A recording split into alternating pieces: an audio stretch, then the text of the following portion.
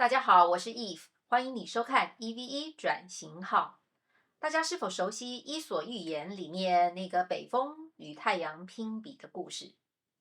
寓言告诉我们，太阳获胜，因为它让旅人自动地脱掉了外套。大家可以想想，如果比赛的规则改一改，拼比谁能够让旅人把外套裹得更紧一点，谁就是强者。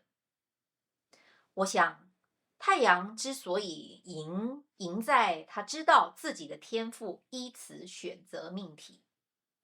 北风看来是傻了一点。从品牌经营的角度来看，品牌方应该依照自己的天赋、特长选择市场，加码差异化的价值，这个路线赢的机会大点。今天我想从不浪费客户资源的路线来谈品牌经营。这个角度比较少被提及，但我认为在科技急速发展的现在极端重要。拿北风和太阳打个比方，他两人分别代表相互竞争的品牌。这场比拼，输的人出局。现在我邀请经营商用品牌的朋友，带着自己负责的牌子和竞品，坐进北风和太阳的位置。经营个人品牌的朋友，不妨这么想想：如果自己与另外一位旗鼓相当的候选人彼此角逐一个有发展的机会，我邀请你带着另一位候选人一起入座。当你坐进北方或是太阳的位置，现在直觉地感受一下，自己是走在颠覆别人的路上呢，还是走在被颠覆的路上？其实不管是哪一条路，都可以把今天的分享当成是提醒。这些概念和方法是品牌方在日常的生意运营中最容易忽略，但又极其关键的部分。对品牌经营有兴趣的朋友，千万别错过了今天的主题：减法的品牌王道。EVE 转型号希望提供可落地的概念和方法，在你感受到改变的压力，当转型成为不能保证成功又必须投资的时候，帮助你找到前进的着力点，发挥优势，持续成长。转型号的相关资讯，请参考资讯栏内的连结。上回我们谈到，经营幸福人生和经营个人品牌是一回事。经营的关键就在利己和利他之间的相互支持，以及随之而来的信任维系。如果把北风、太阳、谁赢谁输暂时先放下，大家试着替那位旅人想一想，他会怎么感受刀刃般的寒风、火辣辣的烈日呢？他会偏爱赢得比赛的那一位吗？杀红了眼的北风和太阳，弄得旅人疲惫不堪。如果你是他，还不拔腿就跑吗？你会不会提醒自己的亲朋好友，离这两个疯子远一点呢？颠覆的渴望和被颠覆的恐惧，让相互竞争的品牌只想到赢。这个时候根本无暇顾及客户，忘记旅人是客户，也就输掉了战场。换个角度，如果比拼的双方能理性的、设身处地的为客户想想，北风和太阳就容易发现自己的特长对旅人的价值。当旅人置身于闷热难耐的赤道雨林，那么北风带来的就是天堂般的感受。如果旅人置身于酷寒的高山，太阳带来的也是天堂般的感受。难耐的闷热和酷寒都是凸显需求、呈现价值的场景。其实北风和太阳根本没有比拼的必要，是吧？我想表达的是，比拼的品牌在取得偏爱的过程当中，最容易忽略的就是为了不必要的比拼花费的成本。就拿北风为例，在酷寒的状态下，大费周章，使劲的呼啸，这样只会让旅人更讨厌自己。如果于闷热难耐的场景，北风只需要施展1/10的气力，就取得了旅人的偏爱。再想深一点，一种状况是花了100个单位的成本，取得的是骂名和负面的传播；另一种花了10个单位的成本，取得的是客户的偏爱以及正面的推广。这一进一出的差距可大了。再问一句，骂名和负面传播造成的损失是谁买的单呢？你说是品牌方买的，但这是真的吗？我们一起来看看，品牌方选错了战场，损失就必须从销售收入中扣除。如果因此无法维持利润，品牌方就必须节省其他的开支弥补损失。即使不缩减生产的直接成本，缩减人事、研发等间接成本，也会导致产品、服务的质量下降。当客户带着印象中的期待，获得的体验却不是那么一回事的时候，这不值得的感受就冒出来了。90%的客户不会跟品牌方分享自己的失望，等品牌发现的时候，客户早已离开。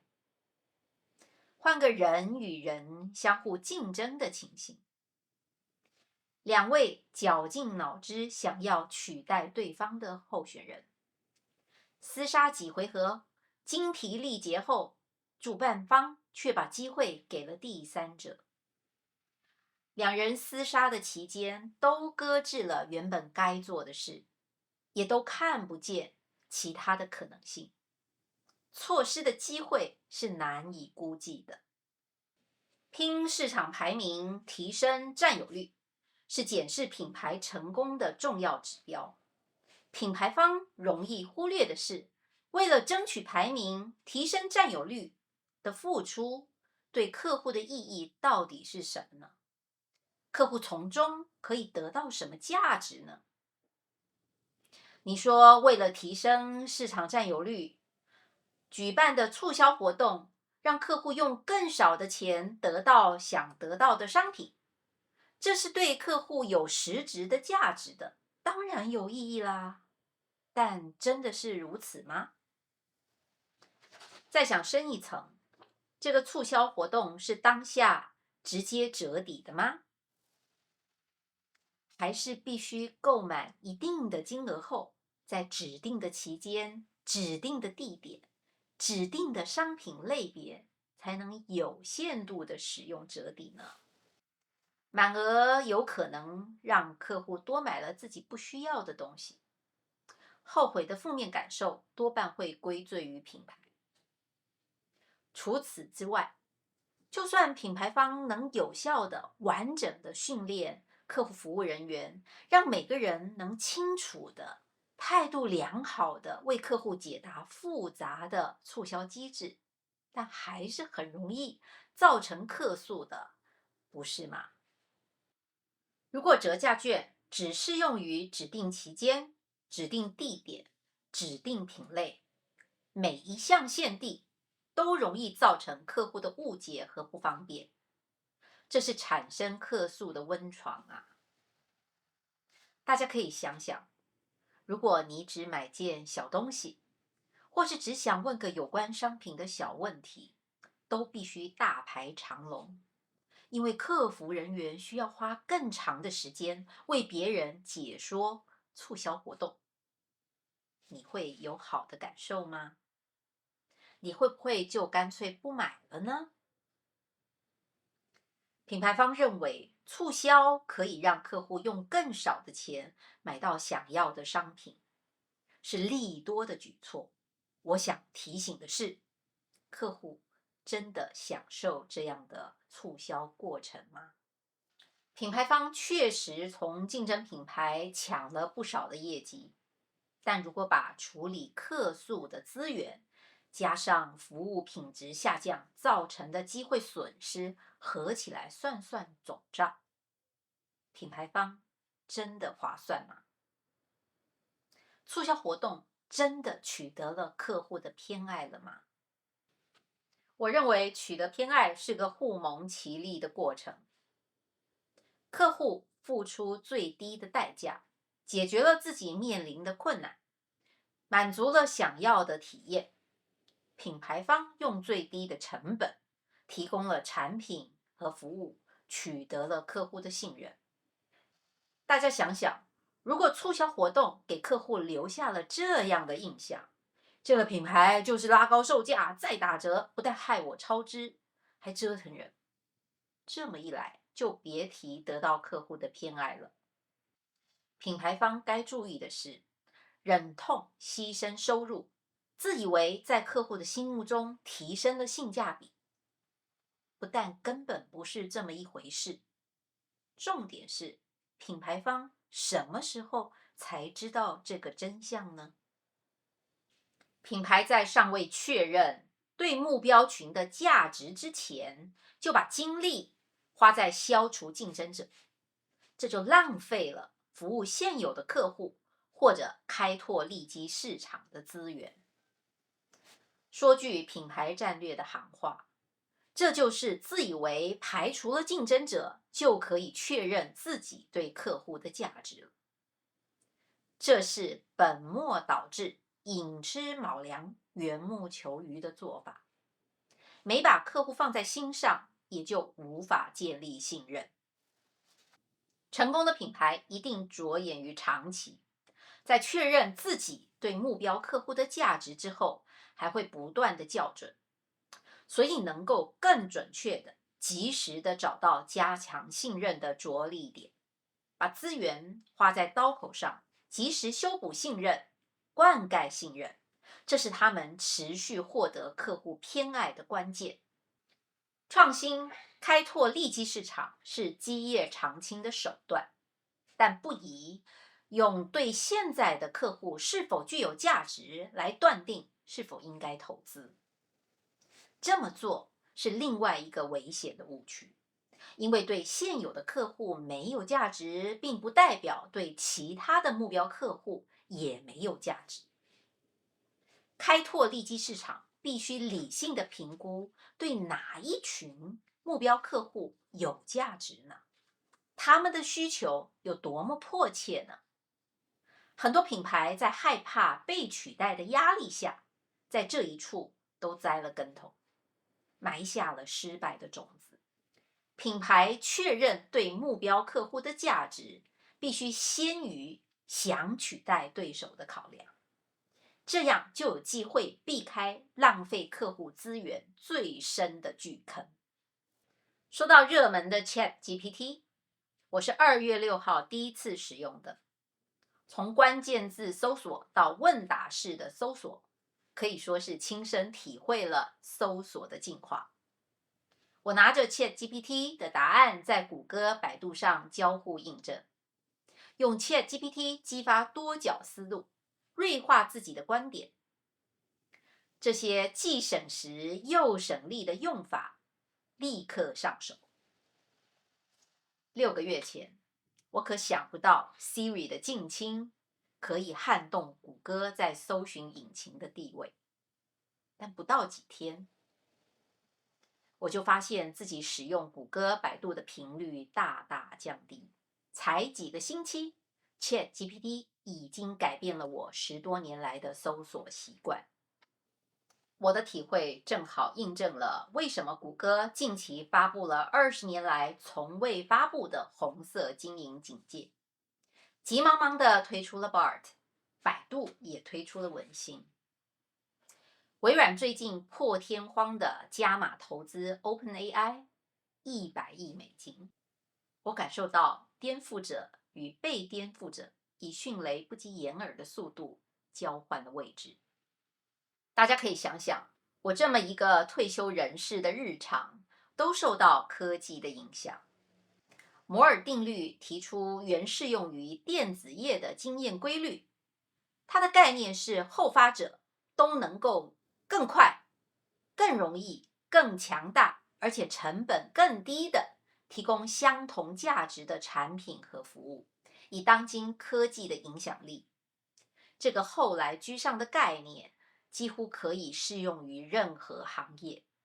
你也可以这么理解，任何类别的品牌几乎都处于不降价就出局，降价后没利润也出局的状态。这是已然的现实，已经是常态。但后发的竞品什么时候会出现呢？打前锋的品牌获利的宽限期又有多长呢？1965年提出的摩尔定律说，往后算18到24个月就会出现关键性的迭代。现在是2023年，我想大家都感受到了，竞争者迎头赶上的速度早已大大的提升了。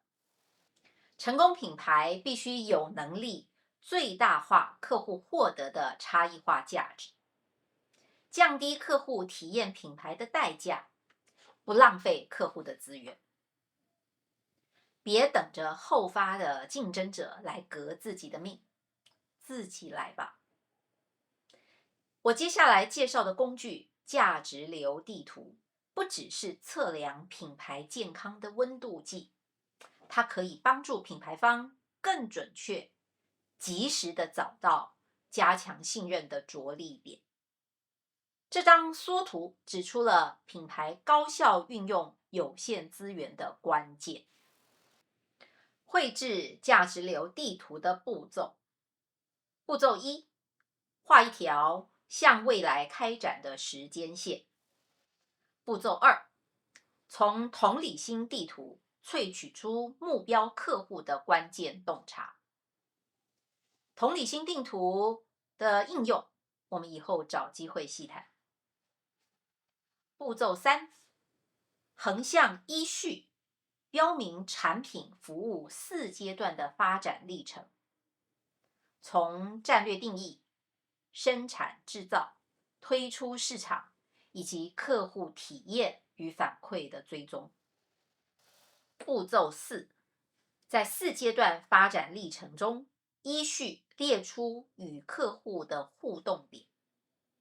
每个阶段的互动点不止一个，例如在战略定义阶段，确认客户需求和质量评估就是2个互动点，必须分开来分析。步骤5，纵向分为4个 rows， 上面的2条 rows 是从客户的角度分析他的获得和付出，这个部分可以借助人类学的研究取得。下面的2条 rows 是由品牌方的角度分析的，分析的是收益流以及成本流，这可以从业务运营的数据取得。接下来逐一分析每个互动点。客户获得的价值以红色的虚线表示，并从客户的角度标示重要性。客户的付出、取得体验花费的金额以及时间以绿色的虚线表示。品牌方在此互动点获得的实质收入以红色的实线表示。品牌方在此互动点支出的成本，包括直接以及间接的成本，以绿色的实线表示。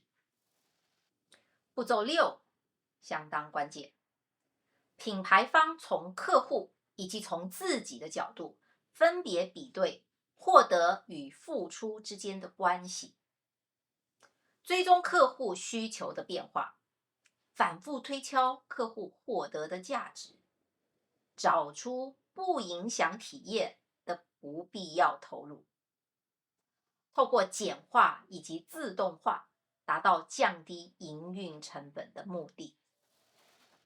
步骤7，虽然90%不满意的客户不会通知品牌他们的失望，请特别注意，少数愿意表达不满意的客户，或是愿意提出疑惑的潜在客户，感谢他们为沉默的大众发声，为品牌的永续预留一线希望。别为了忙于促销、打击竞品而搁置了少数人的请求，掐断了自己未来的生存机会。价值流地图透过数字科技的加持，就有机会成为激进于实时更新的动态仪表板。从此处积累的洞察，可以不断的优化产品和服务，提升经营效能。这个周而复始的赋能过程，就是数字化转型。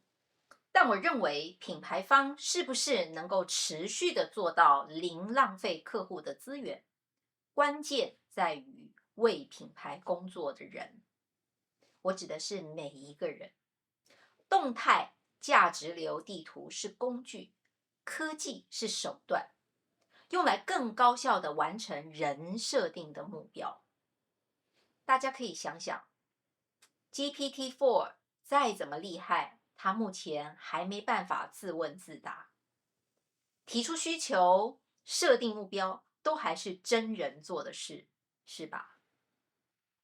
让价值流地图在团队落地的关键，在于服务品牌的员工能不能把客户当成活生生的人看待，而不是一笔一笔的付款记录。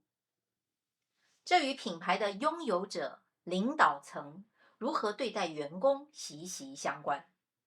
品牌把员工当成活生生的人看待，员工才能自然而然地感知客户的开心、疑惑、纠结、痛苦与害怕，才能够设身处地地思考客户的人生期待、担负的压力以及必须完成的工作。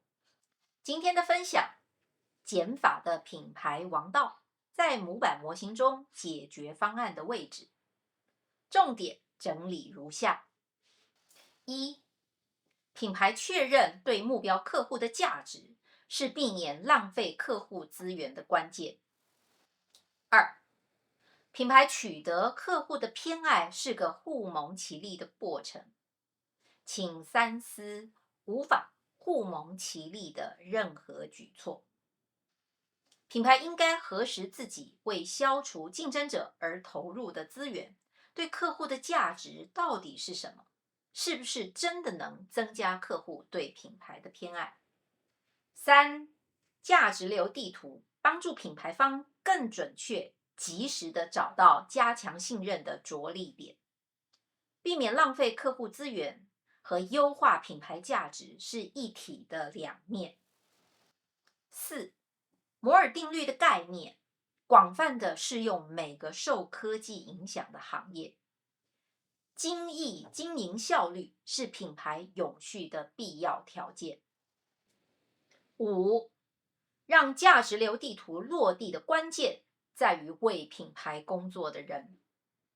工具和技术都是为人服务的，别害怕科技，科技无法取代人。